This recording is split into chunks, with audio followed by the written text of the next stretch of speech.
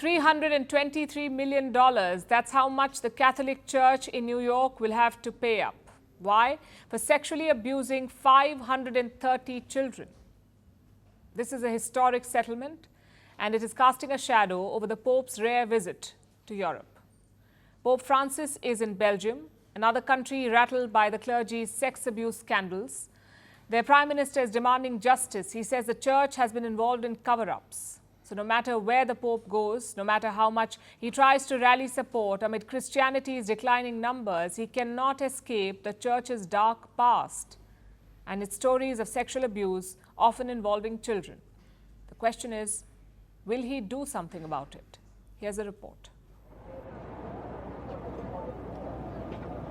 A Catholic diocese in New York is going bankrupt. A diocese is a group of churches under the control of a bishop. And this bankruptcy will be the largest for any US diocese. Why? Because they'll have to pay more than $323 million to about 530 survivors who were sexually abused by priests when they were children. While this is a historic win for the survivors, despite the big payout, the Church is in hot water over its dark history of sex abuse. This case is casting a shadow over the Pope's latest tour. The 87-year-old Pope Francis is on a rare tour of Europe.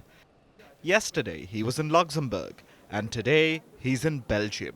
While he has arrived to spread a message of peace amid ongoing wars and encourage the dwindling Catholic flock, his visit to Belgium has witnessed a blistering start. Just as the King and Prime Minister welcomed the Pope, they blasted the Church's legacy of sex abuse. Werd kinderen een vreselijk leed aangedaan. Terrible suffering was inflicted on children, which they will carry for the rest of their lives. It has taken far too long for their cries for help to be heard or recognized. Het heeft zo lang geduurd voor hun noodkreten werden gehoord. Maar wanneer iets misgaat, dan kunnen... There should be justice, but when something goes wrong, we cannot accept a cover-up. Today, therefore, words are not enough. Concrete steps must be taken.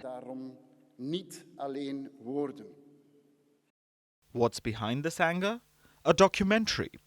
Last year, a TV documentary was released, and it laid bare the historical sex abuse by Catholic clergy in Belgium. People shared traumatic experiences of being assaulted. The Church's cover-ups were exposed, and this sparked widespread public outrage. Now, a year after the documentary aired, the Pope himself is in Belgium. He has arrived for a mega mass, and he's meeting with 15 victims of clerical abuse. It's his first visit in 30 years, and it's being received as too little too late damage control. Some people are excited about the Pope's arrival, but many are not. Several parliamentary leaders have boycotted a meeting with the Pope, and the Prime Minister is demanding action. But so far, this is what the Pope has been able to offer. Brothers and sisters, in this regard, this is a shame that we have to take in our hands, ask for forgiveness, and solve the problem. The shame of abuse, of child abuse. The forgiveness won't come easily. Over the past few months, the Pope has visited one continent after another. Earlier this month, he was on a rare visit to the Asia-Pacific region.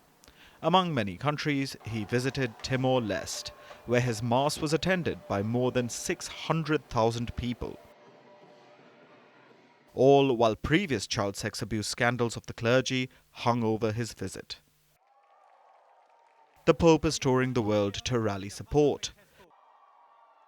But wherever he goes, the shadow of sex abuse across nations follows him, and he can't escape it until his words are followed by accountability and action.